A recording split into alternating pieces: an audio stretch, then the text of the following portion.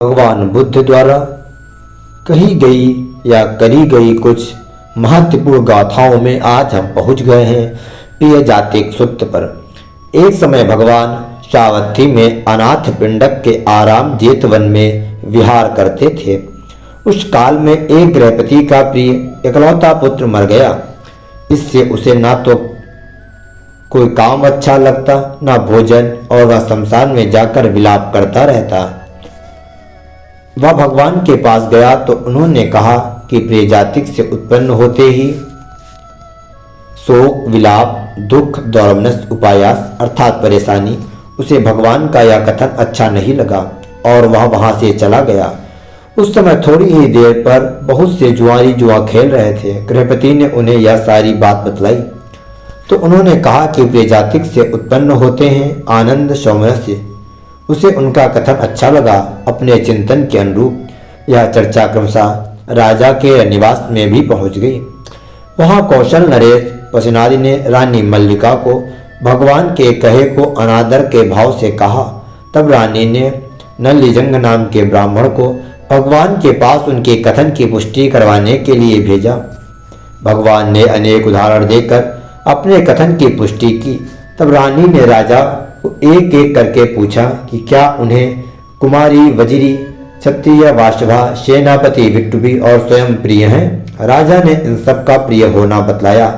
फिर रानी ने पूछ लिया कि यदि इन पर कोई संकट आ जाए अथवा अन्यथा हो तो क्या आपको शोक, विलाप, दुख, दौर्मनस, उपायास होगे या नहीं। राजा ने कहा कि इससे तो मेरे जीवन का भी अन्यथा हो सकता है, शोकाद उत्पन्न होने का तो कहना ही क्या।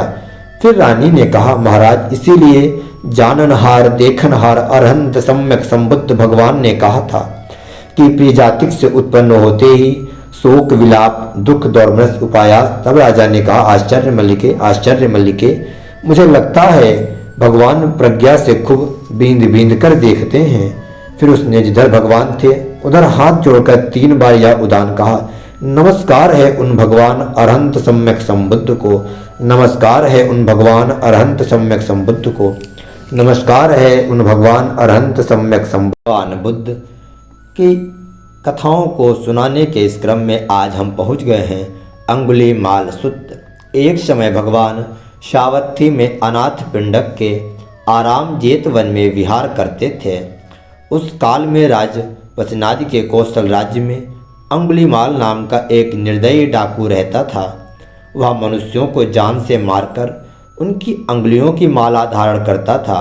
उसके आतंक से ग्राम अग्राम, निगम अनिगम और जनपद अजनपद हो गए थे।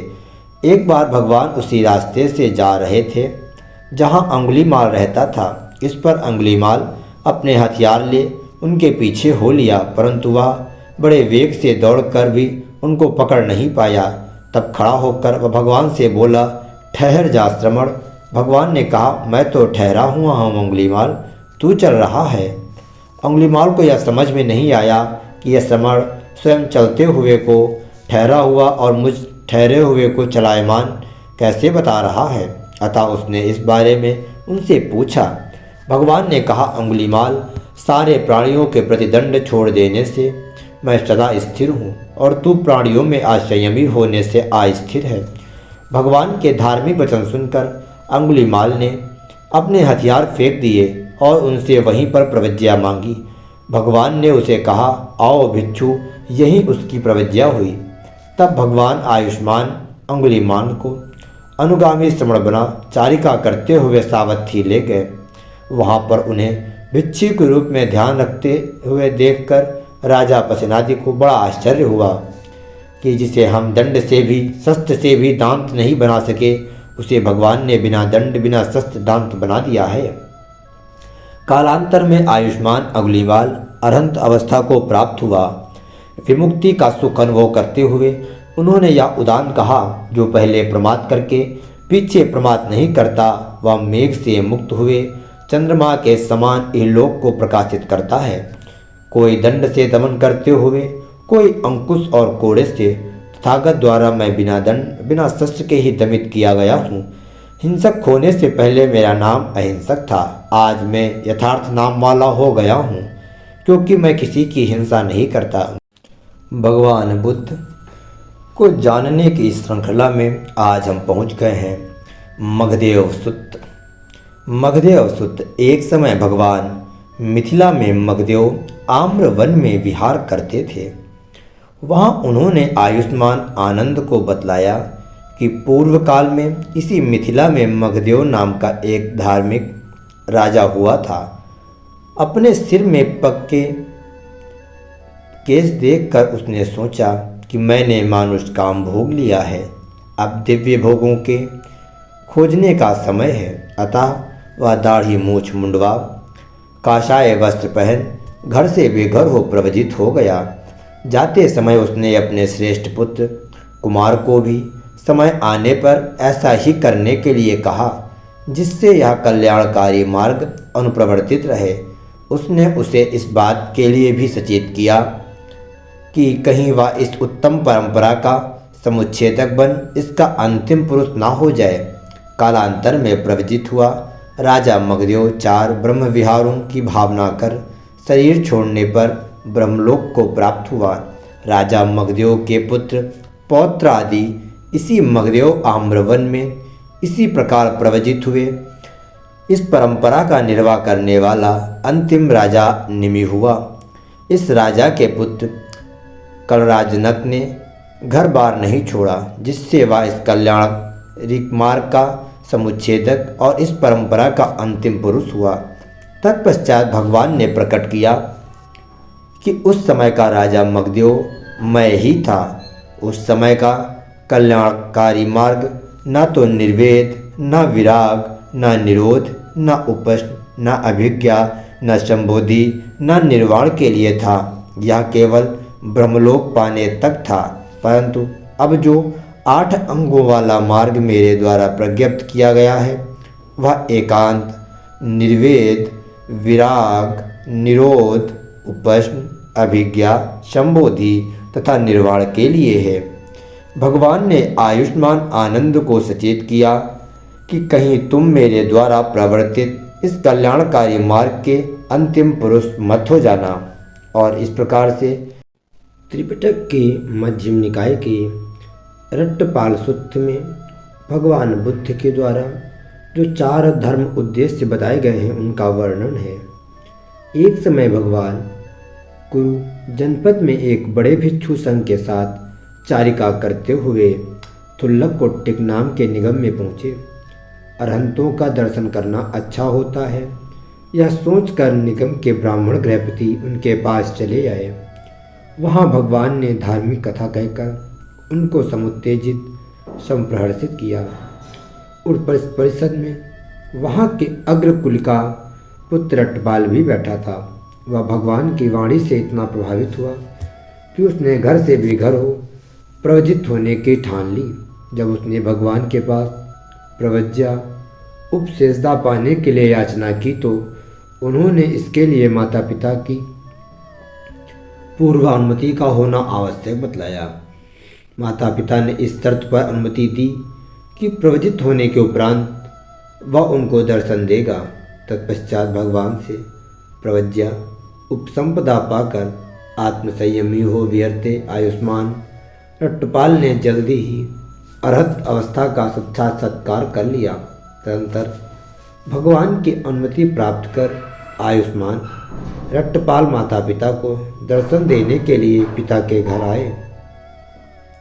वहाँ पर उनके पिता ने उन्हें अपार धन का लालच देकर गृहस्थ बन भोगों को भोगने पुण्य करने के लिए कहा। आयुष्मान रट्टपाल ने वह धन गंगा नदी में बहा देने का सुझाव दिया। उन्होंने जाते जाते यह भी कहा कि मुझ मृग के लिए जो जाल फैलाया गया था मैं उसमें नहीं फंसा। वहाँ से आयुष्मान रट्टपाल राजा कौरव के मृगचीर उद्यान में चले गए।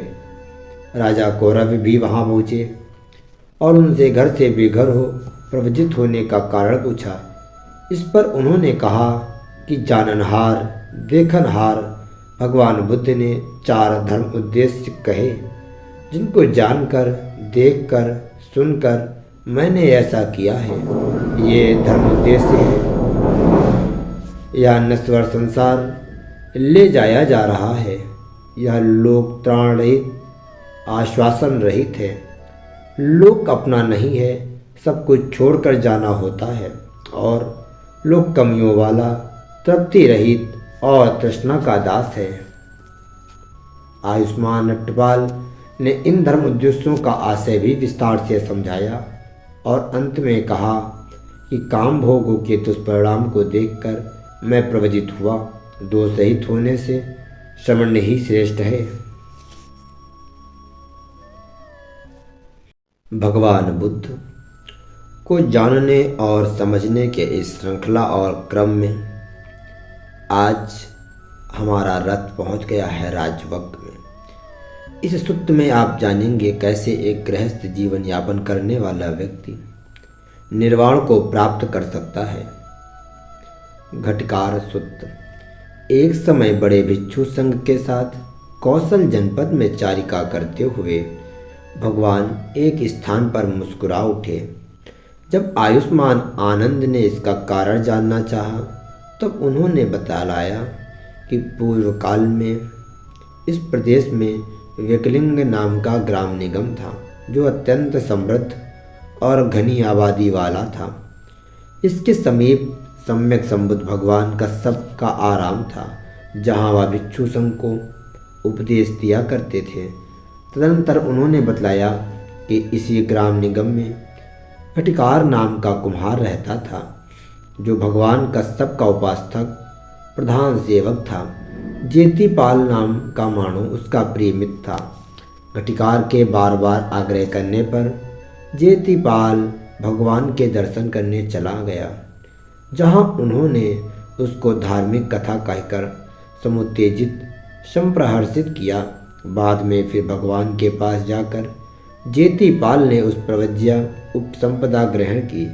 इसके थोड़े ही दिन बाद भगवान वहाँ से वाराणसी जाकर इसी पतन मिगदाय में विहार करने लगे।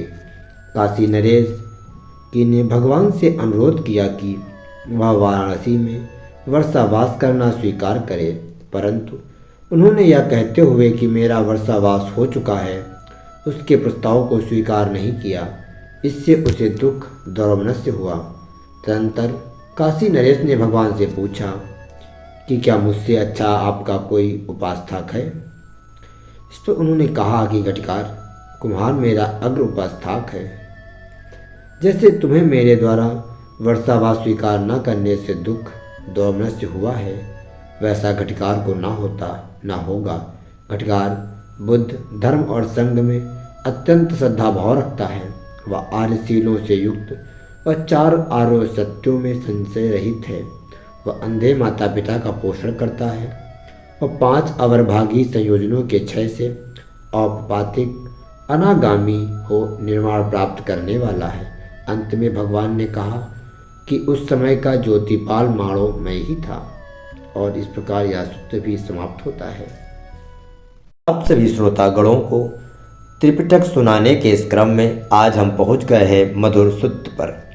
एक समय आयुष्मान महाकच्चान मधुरा में गुंदावन में विहार करते थे।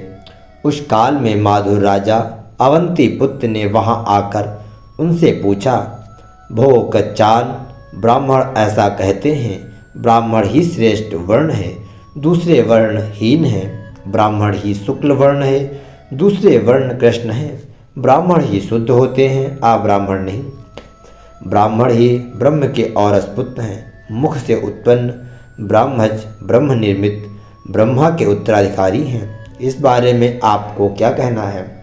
इस पर आयुष्मान महाकच्चान ने अनेक उदाहरण प्रस्तुत कर सिद्ध कर दिया कि ब्राह्मण समेत किसी भी वर्ण का व्यक्ति दुष्कर्म करने पर अपाय गति और सत्कर्म करने पर सद्गति का भागी हो सकता है। वस्तुतः चारों वर्ण समान हैं और लोक में यह प्रलाप ही है कि ब्राह्मण ही श्रेष्ठ वर्ण है, दूसरा वर्णहीन है इत्यादि। तदंतर अत्यंत भाव विभोर हो माधुर राजा बुद्ध की शरण चला गया और धर्म तथा संघ की भी। अगला सूत्र जिसे बोधिराजुक मारसूत्र के नाम से संबोधित किया जाता है। एक समय भगवान भग्ग जनपद के सुमारगिरी के भेषक कालवन मृगदाय में विहार करते थे।